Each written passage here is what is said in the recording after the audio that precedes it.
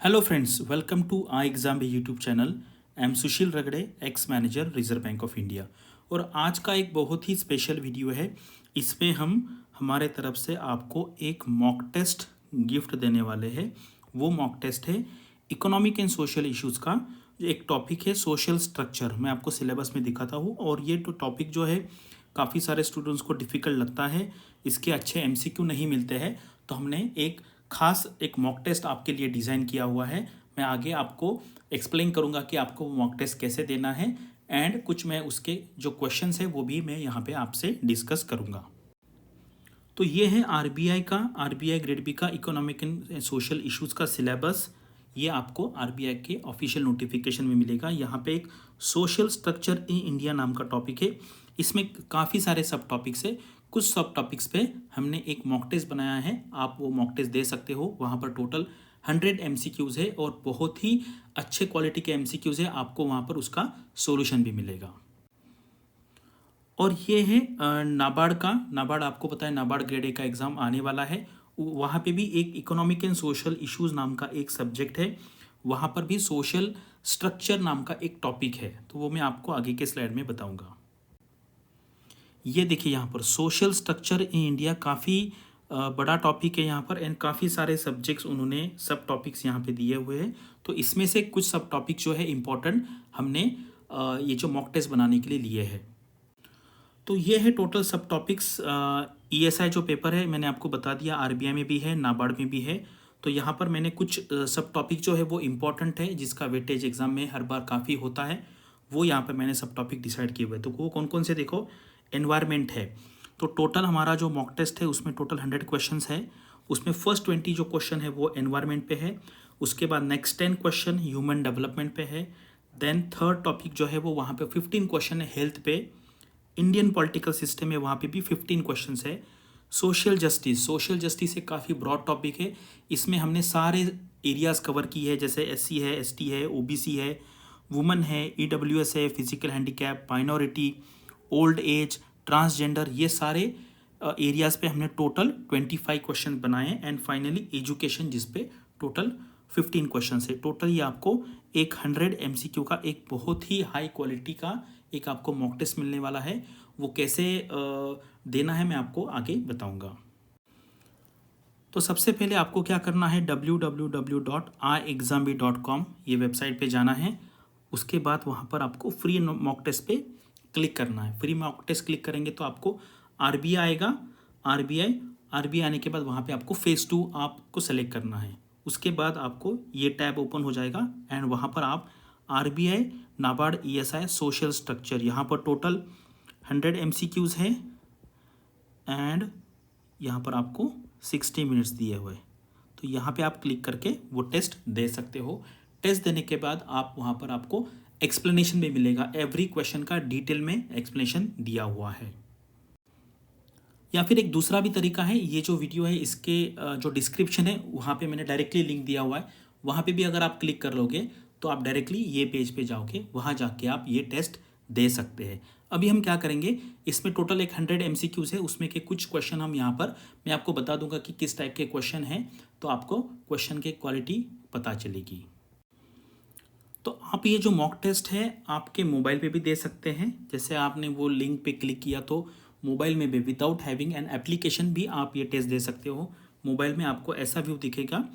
तो यहाँ पे आपको क्या करना है ना, यहाँ पे अगर आप क्लिक करेंगे ओपन पे तो ये विंडो हो जाएगी। तो यहाँ पर आप आगे पीछे जा सकते हैं, जैसे कोई नंबर क्वेश्चन नंबर है वहाँ पे आप मूव कर सकते हो। एंड फाइनली सब क्वेश्चन होने के बाद फिर आप यहाँ पर एक सबमिट बटन है, यहाँ पे आप सबमिट कर सकते हो।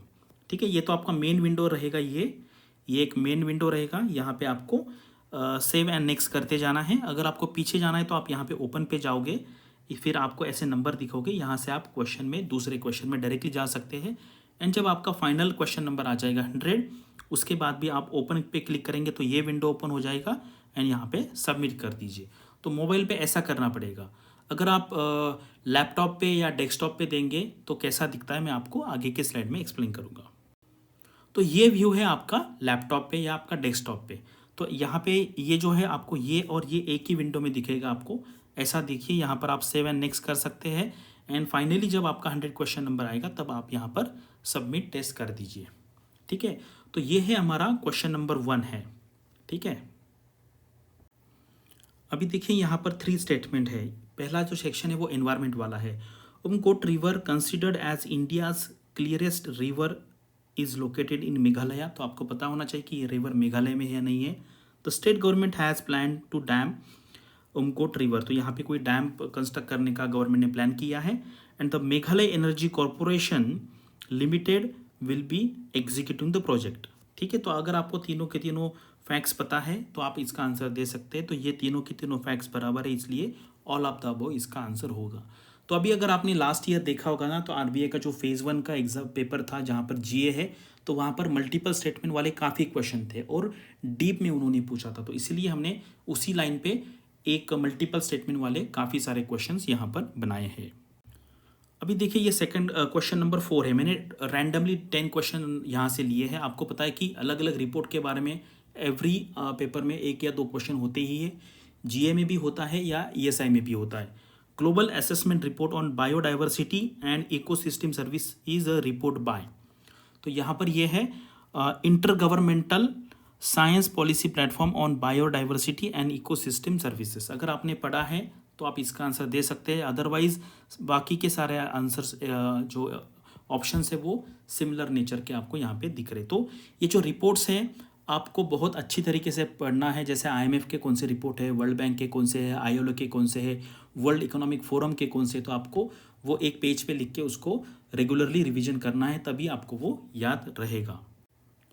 अभी देखिए इस टाइप के क्वेश्चंस ना फेज 1 में भी आते हैं, आरबीआई नाबार्ड में या कोई भी बैंक के एग्जाम में आ सकते हैं। क्या है क्वेश्चन देखिए, which of the following state और union territories has most number of national parks in India. तो ये मतलब ट्रिकी क्वेश्चन है, अगर आपको पता नहीं होगा तो आंसर देना इतना आसान नहीं है यहाँ पर। तो यहाँ पर ये क्या फैक्चुअल क्वेश्चन है, तो आपको पता है या नहीं है, तो या फिर कुछ गेस कर सकते हैं। ठीक है, कभी कभी आसाम कन्फ्यूजन हो सकता है कि नॉर्थ ईस्ट में काफ़ी सारा बड़ा एरिया तो वहाँ पे हो सकता है, लेकिन इसका जो आंसर है नेशनल पार्क्स वाला मध्य प्रदेश। तो आप में से कुछ स्टूडेंट्स ऐसे हो सकते हैं कि जिनको ये पहले से ही पता हो। अब ये रिसेंटली न्यूज़ में आया था, the prime minister recently launch the E100 pilot project. तो ये प्रोजेक्ट किससे रिलेटेड है? ठीक है, E100 पायलट प्रोजेक्ट अगर नहीं पढ़ा है तो गेस करना मुश्किल है। तो इसका जो आंसर है कि setup network for production and distribution of ethanol across the nation.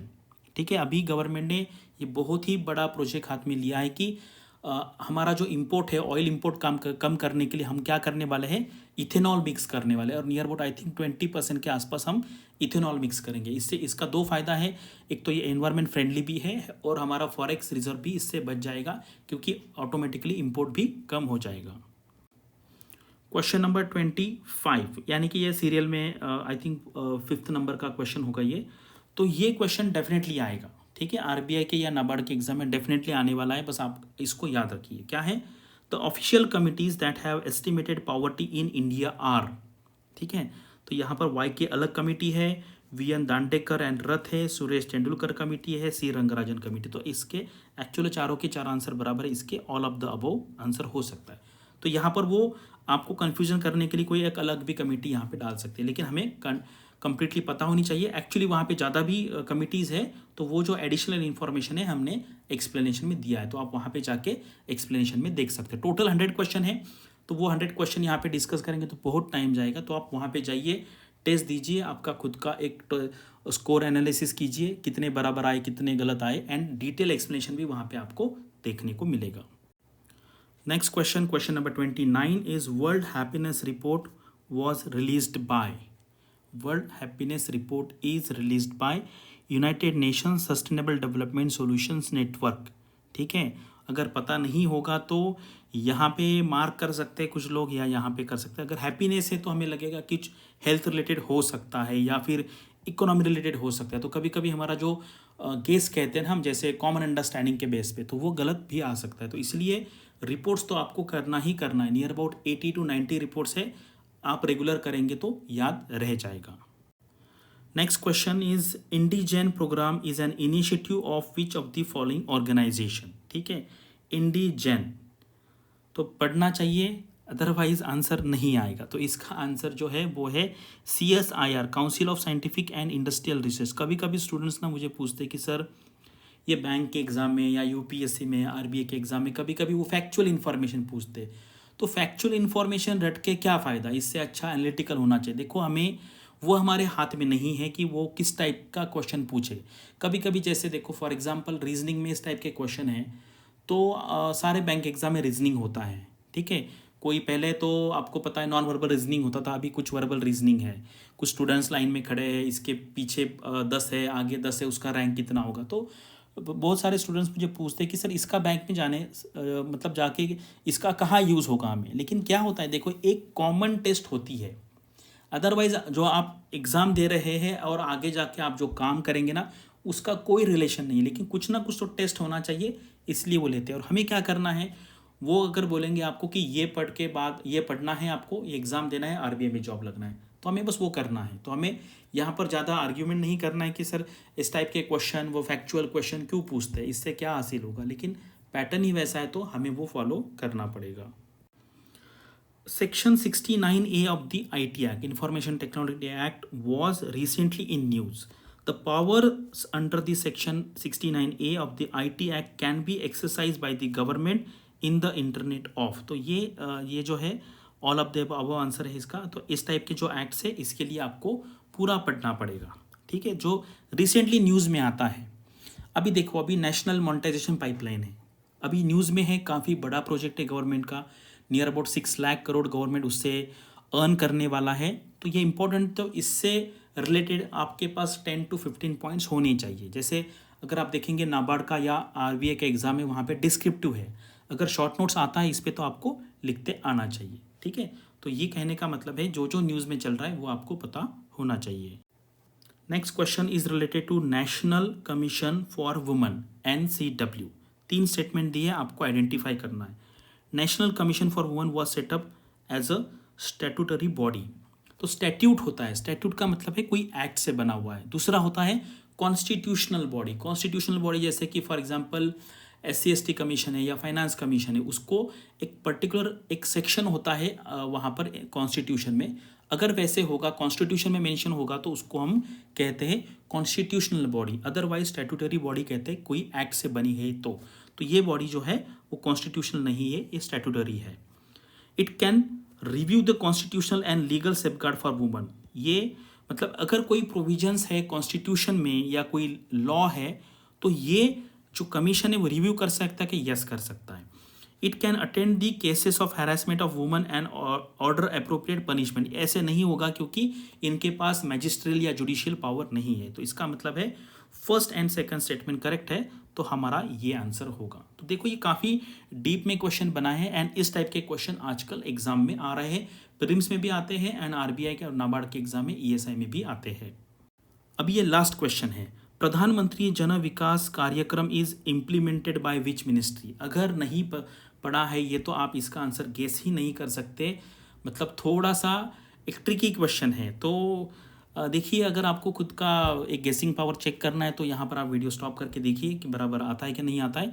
इसका जो आंसर है वो है मिनिस्ट्री ऑफ माइनॉरिटी अफेयर्स। तो यहाँ पर ये जो वर्ड है प्रधानमंत्री जन विकास कार्यक्रम, तो ये बहुत ही इंपॉर्टेंट वर्ड है एंड इसका आंसर है मिनिस्ट्री ऑफ माइनॉरिटी अफेयर्स। तो आपका जो रीडिंग है वो बहुत ही जो कन्फ्यूजन वाली स्कीम है ना, वो आपको केयरफुली पढ़नी पड़ेगी। तो ये टोटल मैंने 10 क्वेश्चन आपको दिखाए हुए थे, आपको एक फ्लेवर आ जाए कि किस टाइप का टेस्ट है। तो वहाँ पे और 90 क्वेश्चन है, मतलब टोटल वहाँ पर 100 क्वेश्चन है, आप जाके टेस्ट दीजिए। और अभी प्रेजेंटली हमारा एक काफ़ी अच्छा ऑफ़र चल रहा है, 50% ऑफ चल रहा है सारे के सारे कोर्स में। आप वहाँ पे जाके BEE50 ऐसा कोड डालिए, तो आपको जो कोर्स ज्वाइन करना है RBI का हो या नाबार्ड को हो, आपको वहाँ पर 50% डिस्काउंट मिल जाएगा। तो बस आज के लिए इतना ही। अगर आपको ये मॉक टेस्ट अच्छा लगता है तो मुझे कमेंट में बताइए, तो हम ऐसे भी और आपके लिए कुछ फ्री मॉक टेस्ट कंडक्ट करवाएंगे। एंड कोर्स में अगर आप आएंगे तो वहाँ पे काफ़ी सारे थाउजेंड्स ऑफ क्वेश्चन वहाँ पर रेडी है। Thank you and all the best for your mock test, your studies and your upcoming examinations.